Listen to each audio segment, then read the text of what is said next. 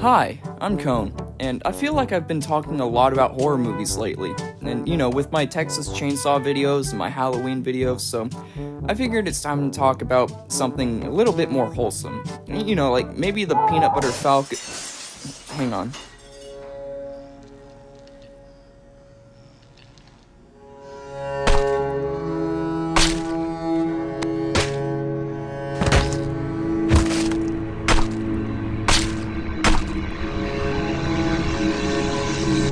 Okay, I guess I'm talking about Terrifier.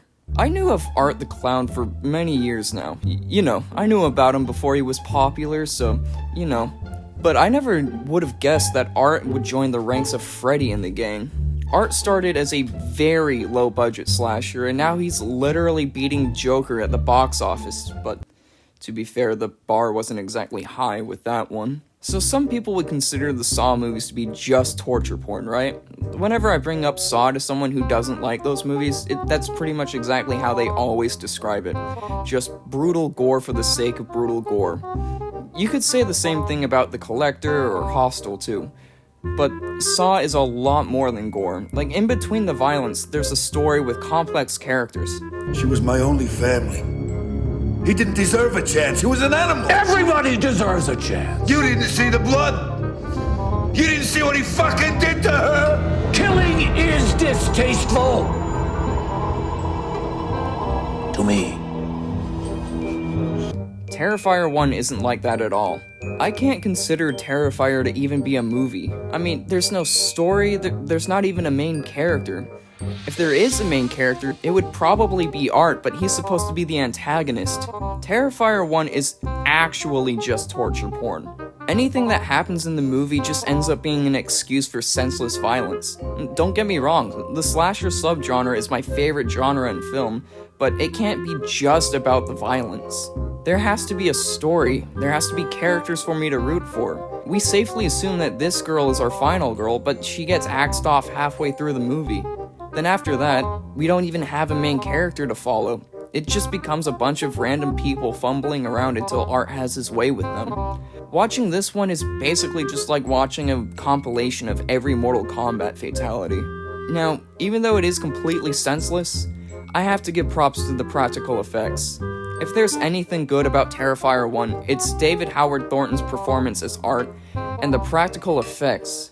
The thing that Terrifier is, and always will be known for, is its extreme violence, especially the violence towards this girl. If you know Terrifier, then you know about that scene, but if you don't, I won't show it, but basically, he takes the girl, represented by me, he flips her upside down, and then he just takes that little handy hacksaw right there, and he simply just... like that. Then of course there's a lot of blood. Just all that blood. Get some on himself. Oh, hang on. He gets some on himself too. Just... yeah. Basically like that. Have you ever heard the expression, no need to pour salt on the wound? Well, Art literally pours salt on the wound. Funny enough, that was my initial thought when watching the bedroom scene. I haven't seen Terrifier 2 until I watched it in preparation for 3, but I have heard that there was a graphic scene in a bedroom, and I was ready to find out what it was. And I was underwhelmed, honestly. Yes, it's graphic, it is brutal, but it just goes overboard, man. I mean, when he goes to grab the salt and bleach, I just couldn't help but roll my eyes. It just kept going on for too long. Funny enough, that's how the entire movie is. Everything just goes on for way too long. After a certain part, I was just begging for this movie to be over. The only time I was ever entertained in this movie was when Art was being charming as usual. I absolutely adored the scene where Art goes to a laundromat to wash the blood off of his costume, and he's just playing with the pale girl who's just in his head. The Halloween store was great. Art's just clowning around with those fresh shades before he...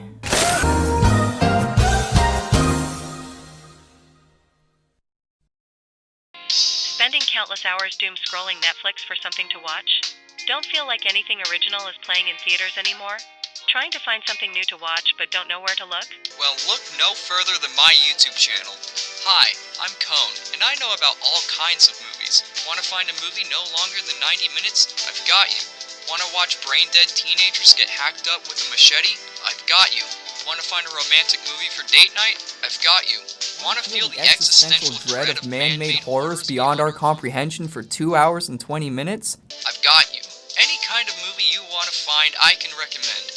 On my channel, I talk about all kinds of movies. Good ones, bad ones, so bad that they're good ones, artistic ones, autistic ones, all kinds of movies. So head on over to the YouTube search bar and look up at Hi, I'm Cone. That's at Hi, I'm Cone, and subscribe to my channel. To subscribe to channel, call 1-800-420-6969. That's 1-800-420-6969. Warning: sense of humor may not be for everyone viewing this channel. May cause dizziness, insanity, or even death. Contact your doctor before viewing. Do not contact number. It is not real. Every scene with Art is fun, except for the Clown Cafe bit. I mean, Jesus Christ. Please put me out of my misery. Please. Even if it's just over the top and painful, just please don't make me sit through this part, man. I'd honestly, truly rather have my scalp split open. Ugh. You know, to give credit where credit's due, this one at least tries to be a movie. Unlike the first one, we at least have a story going on in between the splatter. More or less. Like, what's going on with Sienna's dad?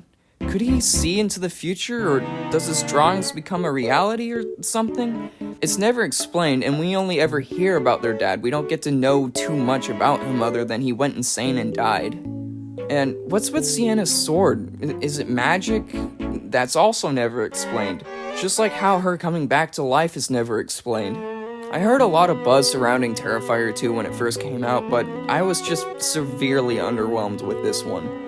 It's definitely an improvement from the first one and made a lot of money, so I went into Terrifier 3 with almost zero expectations. I was only hoping that I wouldn't be bored, which is the worst thing a movie could do to you. And honestly, after seeing it, I loved it. Okay, oh my god, they improved on almost everything. Like, I know the first two are very low budget, but they actually know how to light a damn movie this time.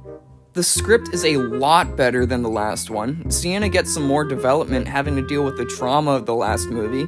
That part where she sees her dead friend blaming Sienna for her death was done so well and got her trauma across very effectively.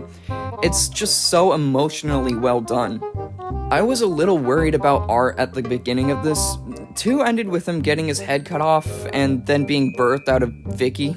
The continuation of that scene was very gross, but Art seemed pissed. At the beginning, he wasn't as expressive as we know him to be, and I was worried that he was going to be a bit more of like a Jason, for example. You know, just an angry guy with a thirst for blood.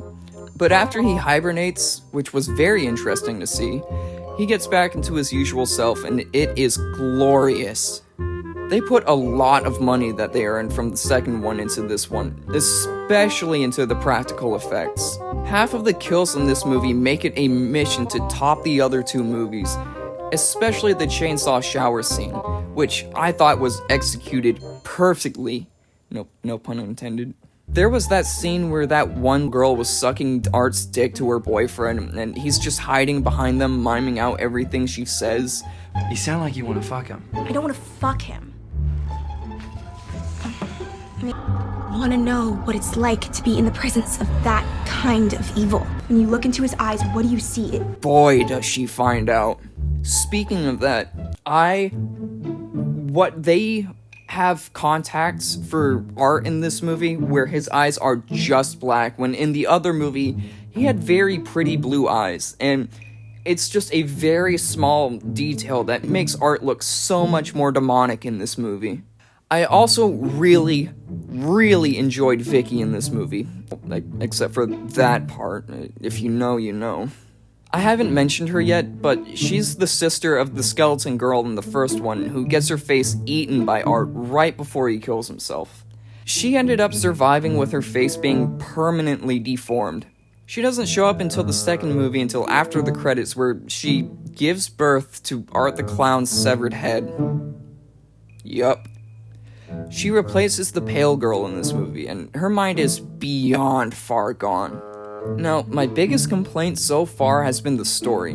Terrifier 3 doesn't offer a whole lot more to the story, but it does confirm definitively that Art is a demon. He never used to be. You kind of have to piece together the story yourself, but basically what I think is going on is Art used to be a very, very sick and evil serial killer who even brutalized a little girl, who we get to see as the little pale girl in the second one.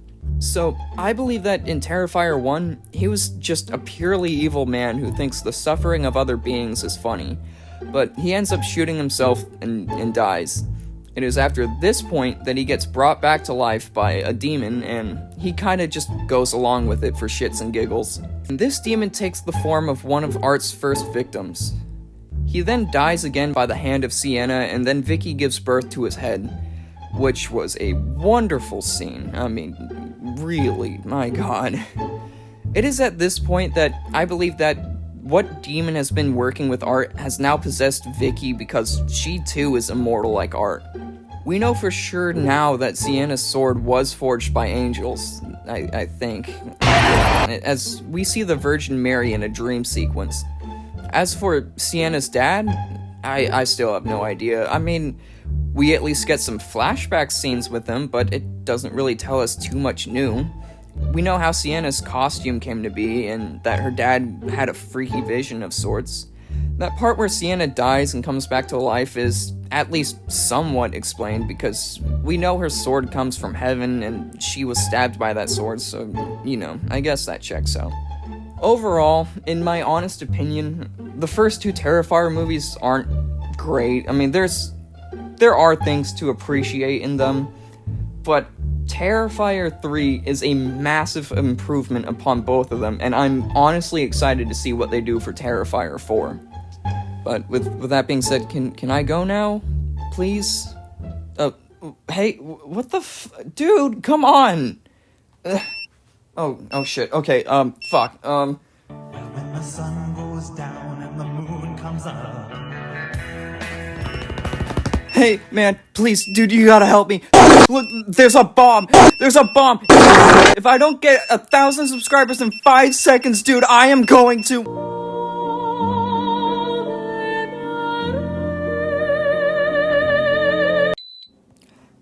Thank you.